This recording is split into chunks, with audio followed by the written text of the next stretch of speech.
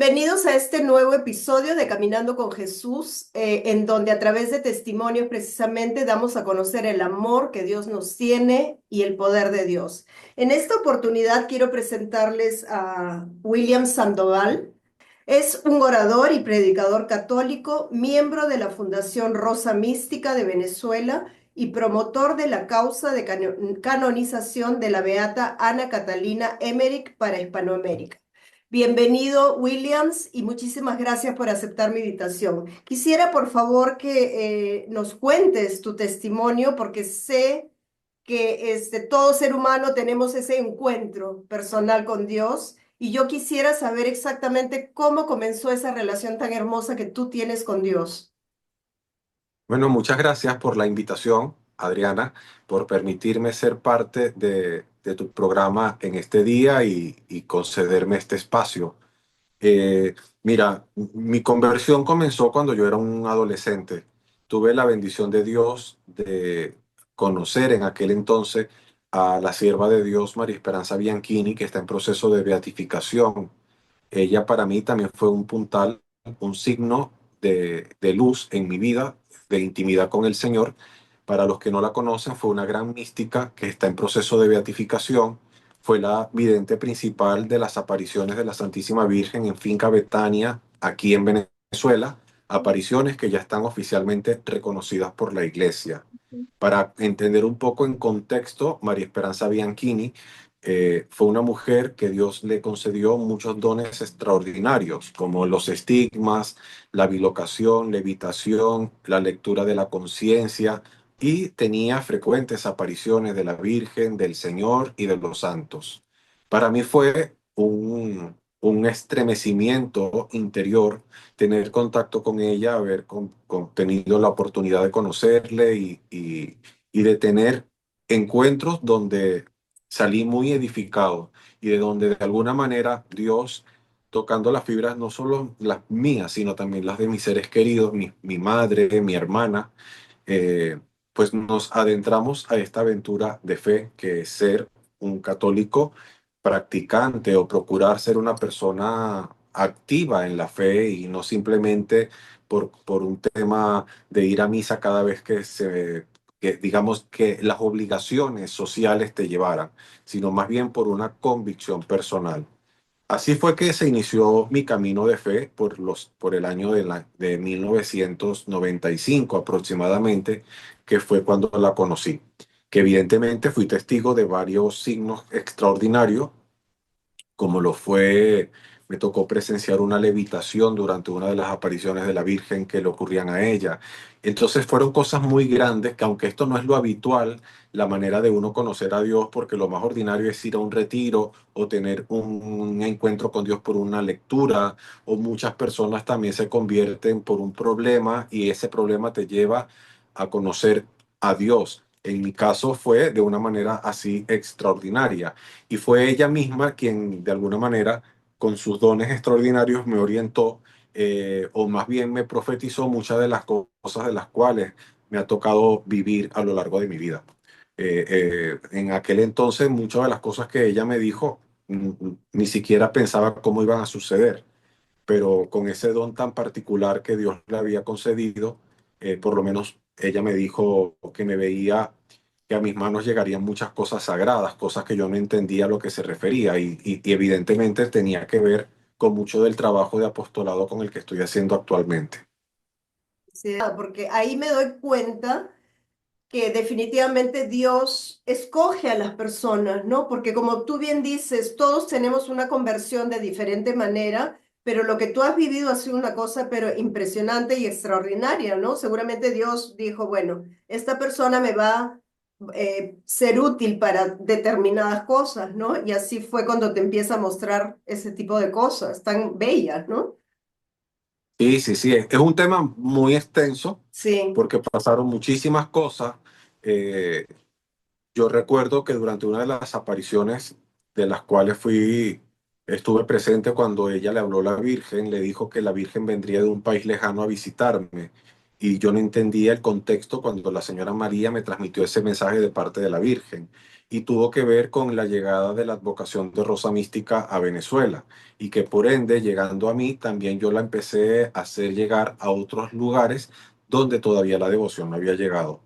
En verdad, fui una de las primeras personas que llevó la devoción de Rosa Mística al Perú y personas de las cuales yo le hablé de Rosa Mística fueron los que se dedicaron a extenderla en Trujillo, Talara, Piura, en todo el norte del Perú, peregrinándolas y regalando montones de imágenes. Solo que esto fue un trabajo que se hacía de manera silenciosa y sin buscar ningún tipo de publicidad ni nada por el estilo. También en aquel entonces era muy diferente a hoy día, que prácticamente la sobreexposición que hay de cualquier trabajo de evangelización en aquel entonces no era la forma como se trabajaba. Hoy día se mueve una aguja en una parroquia y enseguida el pueblo lo sabe porque existen redes sociales, infinidad de medios que hoy estamos utilizando como el tuyo para evangelizar.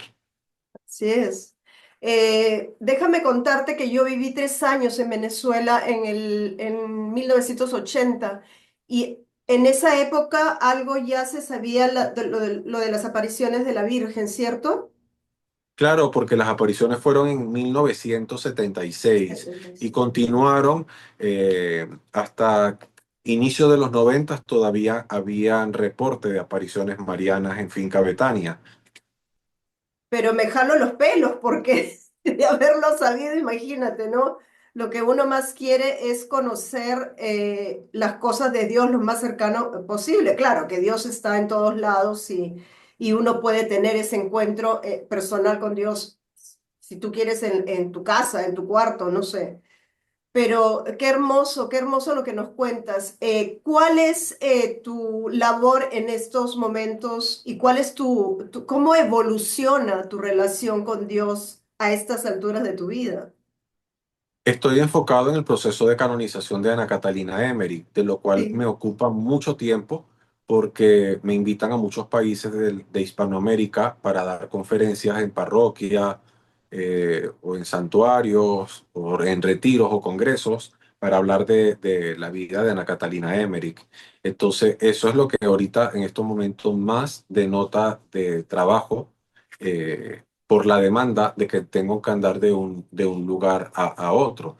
Aparte de mi trabajo de evangelización, que tengo mi propio canal de YouTube, que eh, para que el canal se mantenga activo, evidentemente hay que estar creando contenido constantemente y el contenido que estoy haciendo es de mucho trabajo porque estoy procurando, aprovechando las invitaciones que me hacen a muchos países a hablar, aprovecho de visitar los santuarios de cada lugar para poder llevarlo a través de mis redes y las personas que no tienen la posibilidad de ir de forma presencial lo puedan hacer a través de mis programas, no solo para conocer la historia del santo o de algún milagro que ocurrió en el lugar, o también para conocer testimonios de rectores de santuario o personalidades de la iglesia, y de esa manera estoy completamente dedicado a hacer este tipo de contenido de evangelización digital. A mí no me gusta cuando se refieren a los evangelizadores como influencer, porque a mí me parece que es un término no muy católico.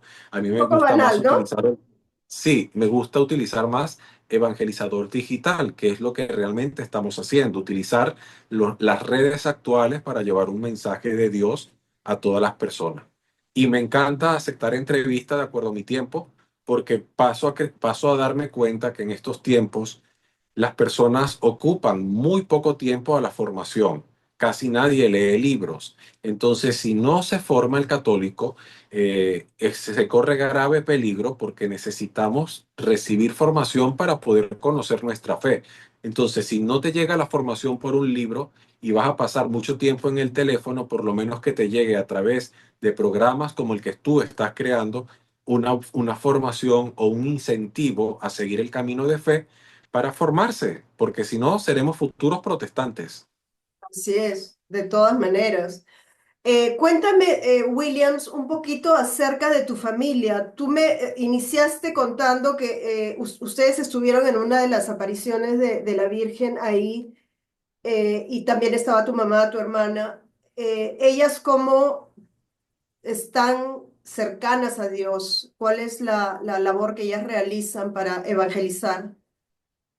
Bueno, mi hermana actualmente vive en Chile, está súper comprometida con el movimiento de Emaús, es servidora de Emaús. Mi mamá actualmente es ministro de la Eucaristía en la parroquia del pueblo de donde somos en Venezuela, también muy activa, es parte del directorio de la fundación que tenemos y para mí son mi columna vertebral porque cuando me toca viajar, ellos son los que quedan responsables no solo de mi casa, sino también del trabajo de evangelización que hacemos de manera local. Entonces Ya. es un trabajo que lo hacemos en equipo y en familia. Y no solamente ellos, mi editor de programa es un primo hermano. O sea, he tratado de ir involucrando en este servicio a todo mi medio cercano. Qué Aparte, hermoso. que mi mamá y mi hermana estuvieron presentes en uno de los días que estuve con María Esperanza, cuando vimos un extraordinario milagro que fue cuando apareció a la vista de todos los que estábamos presentes una hostia flotando en el aire que se mantuvo suspendida por un montón de tiempo y fue un hecho que verdaderamente nos marcó a todos los presentes. Lastimosamente, esto ocurrió en el año 98, más o menos, en un momento en que uno no tenía celulares como para andar tomando fotos, porque realmente no era una visión imaginativa, era algo que se podía ver y que si no lo logramos tocar fue por respeto y porque simplemente nos sentíamos totalmente indignos. Lo que hicimos fue arrodillarnos ante el momento y así como apareció a la vista de todo un grupo de personas, de la misma manera desapareció. Por ende, eso también marcó la vida espiritual de mi mamá, de mi hermana, que en aquel entonces éramos medianamente muy fríos y evidentemente nuestra vida espiritual se tornó en un comenzar a caminar de la mano de Dios. Williams, y ahorita me pongo en esa situación, en ese momento que ustedes ven, porque me imagino que habría más gente, ¿no? Que Había ustedes, un grupo, sí, éramos un grupo, no esperábamos porque esto ocurrió sin previo, no sabíamos que esto iba a ocurrir, no nos los esperábamos. Fue durante un momento en que la señora María estaba hablando conmigo y le estaba contando mi vida a mi mamá. O sea, detalles de mi vida que yo nunca había hablado con nadie siendo niño, de cosas del presente y cosas que iban a ocurrirme a lo largo de mi vida. Por ejemplo, yo me confesaba en aquel momento con un sacerdote que era muy gordo y María Esperanza me dijo, tú te confiesas con un padre muy gordo, él es bueno, pero él no te va a defender. Y me empezó a hablar cómo iba y en qué circunstancias iba a conocer a mi futuro director espiritual. Y mientras ella hablaba con eso, de momento ella se quedó mirando un punto del jardín y me dijo, mira, mira para allá. Y con la mano me señaló y cuando volteamos, todos caímos de rodillas porque apareció una neblina en el jardín y sobre la neblina apareció un cáliz y sobre el cáliz una hostia flotando en el aire, que se mantuvo minuto y medio, 2 minutos. La única que atinó a decir palabras fue la misma señora María Esperanza, que empezó a decir palabras como bendito y alabado sea el Santísimo Sacramento, a darle alabanzas a Jesús. Y de pronto la misma neblina donde él estaba flotando lo envolvió y desapareció a la vista de todos. Y fuimos un grupo de más de 18 personas que fuimos testigos de aquello. oso, yo ni siquiera me puedo imaginar qué se siente al ver algo Un que shock, viene de Dios. es un shock. Es O sea, un shock no eres que, capaz de pensar en ese momento qué es lo que estás sintiendo, y a solamente mí lo que más me impresionó fue la reacción de ella, porque todos cuando desapareció, porque no perdimos la conciencia del tiempo y del espacio, que suele suceder a muchas personas cuando experimentan una experiencia sobrenatural así. Eh, Podíamos hablar entre sí de lo que estaba ocurriendo, más lo que también yo recuerdo fue la reacción de la señora María Esperanza cuando desapareció.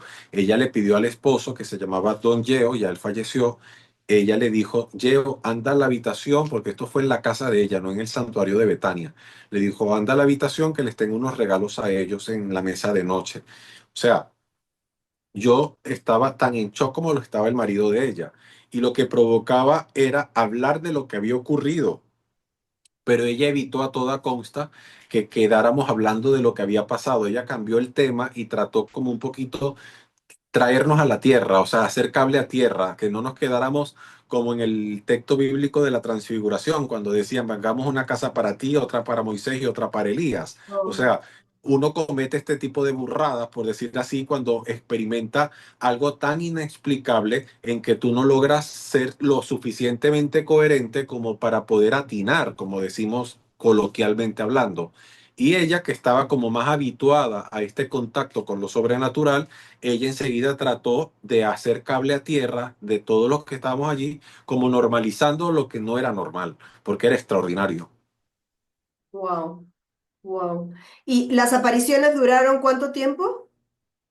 En Finca Betania comenzaron en 1976 y todavía para los inicios de la década de los 90 todavía habían indicios de posibles apariciones, pero las apariciones fueron estudiadas en su totalidad hasta el día en que fue a través de una carta pastoral que se emitió, no me acuerdo si fue en el 87, por allí hubo una carta pastoral de parte del obispo diocesano que emitió la aprobación de las apariciones. Por ende, las apariciones fueron las que están aprobadas, son las que fueron estudiadas eh, hasta la fecha en que fueron reconocidas. Lo que ocurrió de ahí en adelante, bueno, no se puede pretender decir que todo el que diga que la vio la haya visto, ¿me entiendes? O sea, Claro. en eso la iglesia fue bastante clara, pero por lo menos en el lugar se sabe que se apareció la Santísima Virgen y que fue de alguna manera reconocido, de una manera oficial por parte de la iglesia. Ya. ¿Y qué pasó con la señora Esperanza, María La Esperanza? señora María Esperanza falleció en el 2000, si mal no recuerdo, como en el 2004, por allí, más o menos por esas fechas, 2004, 2006, por allí.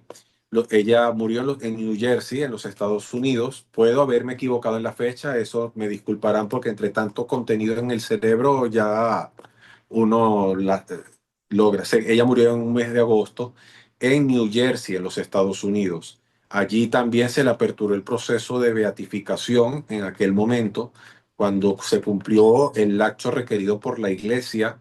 Una vez cumplido, se le hizo la apertura de la causa. Porque la misma fama de santidad que ella tenía, pues llevó a ello, pues para quienes tuvimos la oportunidad de conocerla, sabíamos que estábamos ante una mujer que tenía una gracia particular de Dios. Y actualmente es sierva de Dios, está en proceso de beatificación a la espera de un milagro que la pueda llevar a la beatificación. Ya. Williams, y en este caminar que tú tienes de conseguir la canonización de la beata Ana Catalina Emmerich, ¿cómo podemos ayudar las personas que no estamos directamente involucradas? Principalmente, cada vez que tengo una entrevista con algún medio, aviso, doy la información de mis redes sociales porque si alguna persona recibe un favor por intercesión de la Beatana Catalina Emmerich en Hispanoamérica, lo mejor sería que nos contacten para nosotros poder darle los pasos a seguir, informar tanto a la diócesis donde está enterrada Ana Catalina y también ver en qué diócesis ocurrió el posible milagro para informar a la iglesia y comiencen un estudio del posible testimonio inexplicable. Entonces, eso sería a través de mi correo electrónico que es Williams Raf de Rafael RAF arroba yahoo.es, que igual te lo voy a suministrar. Sí, por Allí me favor. pueden escribir, también puedes colocar a través de tu canal la información de mis redes sociales, tanto en YouTube, Instagram, que las utilizo mucho y siempre estoy respondiendo todas las interrogantes que las personas me envían. Y por allí también las personas pueden obtener información o hablar conmigo para poder organizar algún tipo de conferencia en diversos lugares donde me suelen invitar y es evidentemente siempre con el aval de la iglesia local, porque al ser algo oficial tampoco es que voy a ir así, o sea, se tiene que, con los respectivos permisos para poder, digamos, hacerlo como corresponde. Así es. Bueno, sé que estuviste acá hace poco tiempo en Perú, Sí, ¿cierto? fui invitado para Trujillo y aprovechamos de estar en Lima. Así es. Y ¿qué experiencias? puedes contar de acá de Perú, de tu estadía en Perú? Mira, fue maravilloso. En Trujillo se realizaron varias conferencias. También participé como ponente en un retiro que organizaron allí la comunidad, si mal no recuerdo, son franciscanos. Estuvo muy bonita la apertura de las personas, el deseo de conocer, además que todo esto se hizo iniciando la cuaresma. Entonces, hablando de Ana Catalina Emmerich, para mí cualquier tiempo del año es propicio, pero hablar de una mujer que vivió la pasión del Señor como lo vivió Ana Catalina y además que fue el instrumento que utilizó Dios para que Mel Gibson se sintiera inspirado en hacer la película de la Pasión de Cristo, entonces de ella hay mucho contenido que se puede utilizar para meditar, para reflexionar en tiempo de Cuaresma. Ya en Lima también estuvo maravilloso porque pudimos realizar varios programas para Radio María, entrevistas para algunos medios también católicos. Hicimos algunos programas para Pax Televisión, de manera de que ellos tengan contenido que van a estar seguramente pasando de manera en el canal, tanto en Claro. sus plataformas sociales. Entonces fueron días de intensa evangelización y de allí tuve que partir a Colombia, México y los Estados Unidos. Ya, o sea que has estado bastante, bastante ocupado y por lo Por que eso, veo, cuando tú me pedías la Dios te tiene entrevista, trabajando sí, 24/7. sí, habían días que dormía 2, 3 horas. Ahorita es que estoy relativamente descansando 2 semanas porque tengo que partir a Europa el lunes siguiente a Semana Santa. Entonces, cuando uno pasa mucho tiempo fuera de tu contexto de hogar, todo se te atrasan las cosas de tu casa, pero yo estoy feliz. O sea, estoy feliz porque estoy dedicándole mi mayor tiempo al más importante, que es a Dios, que Él ha hecho todo por nosotros.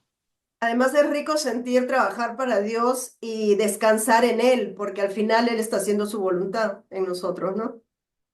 Antes fui muy rebelde, o siempre yo vivía peleando con Dios por querer hacer mi propia voluntad, pero cada vez que me imponían mis cosas no salían bien y era porque no estaba haciendo lo que Dios quería que yo hiciera. Por eso uno debe preguntarse cuando las cosas no marchan como queremos o esperamos, si es realmente de Dios lo que estamos haciendo. Porque al final Dios siempre va a salir ganando. Es una pelea perdida de parte nuestra luchar contra Dios. Sí. Lo acabo de aprender hoy precisamente. No te lo voy a contar, pero me sonrío porque las cosas de Dios son perfectas, ¿no? Para terminar, no te quiero quitar más tiempo porque realmente me doy cuenta que estás súper ocupado. Así es que muchísimas gracias, te agradezco por haber tomado este tiempo para darnos sé que tu testimonio es mucho más grande, pero para darnos en resumen tu testimonio, solamente quisiera unas palabras para la juventud, no solamente en Perú, sino en el mundo entero. Aquellas personas que andan sin rumbo y que no saben realmente quién es Dios. ¿Qué les dirías? Que se comprometan con su fe, que no dejen de escuchar la voz de Dios y que no endurezcan el corazón, porque el joven siempre quiere imponerse ante Dios, porque creer significa cambiar y tenemos miedo a los cambios. Les digo que no tengan miedo. Hoy día la iglesia está por canonizar a un joven llamado Carlo Acutis. Y si Carlo pudo lograr la santidad y ser diferente, ser un joven que de alguna manera con sus cualidades físicas, porque es un niño guapo, de un estrato social relativamente bueno, de estos tiempos, por ende conoció el Internet, conoció las marcas de ropa, si este niño pudo ser una diferencia, no hay entonces motivos para no ser la diferencia en estos tiempos. Y es el mensaje que yo le daría a todos los jóvenes y no tan jóvenes, porque el mensaje de Carlo Acutis es para todos.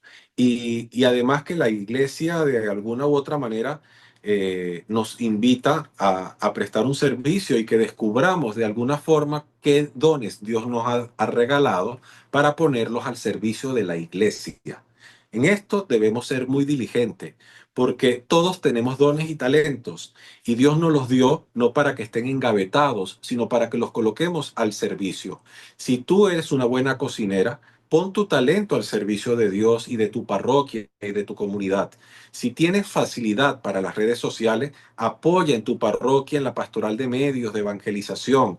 Lo importante es que nosotros sirvamos a Dios con los mismos talentos que Él nos ha regalado.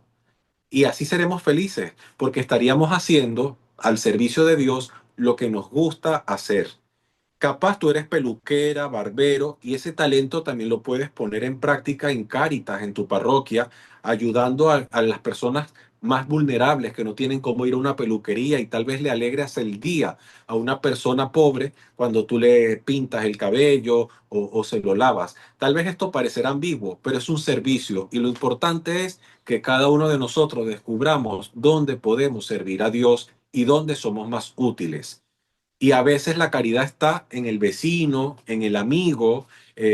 Carlo Acutis hacía la caridad en su colegio, ayudando a reparar computadoras o prestando algún servicio. Eso es lo importante, que nosotros seamos testimonio, porque la iglesia necesita de testimonio. La iglesia ha estado muy herida por antitestimonio, a veces de nuestros propios pastores o de nosotros mismos, que no hacemos lo que corresponde. Y por ende, a través de tu programa quisiera motivar a las personas a que no agreguemos más heridas a nuestra iglesia, sino que sumemos con lo positivo que podemos aportar, con las cosas buenas que podemos dar, para demostrar a los que no creen en el amor de Dios que habemos católicos que estamos dispuestos a dar la cara por Jesucristo y que no nos da vergüenza de decir soy católico y me siento orgulloso de serlo.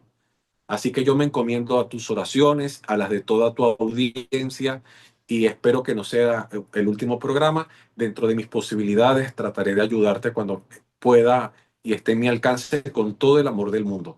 Y también agradecido por seguirme y de alguna manera apoyarme, pero necesito de las oraciones de todos porque la evangelización se hace es con oración, con sacrificio y con mucha cercanía de Dios para nosotros no evangelizarnos a nosotros mismos, o sea, no llevar un mensaje personal, sino vaciarnos de sí mismo para llevar un mensaje de Jesús a todas las personas y quienes nos vean a nosotros, vean a Jesús. Amén, amén, amén. Cuenta con mis oraciones. Voy a poner todas tus redes sociales a pie del video.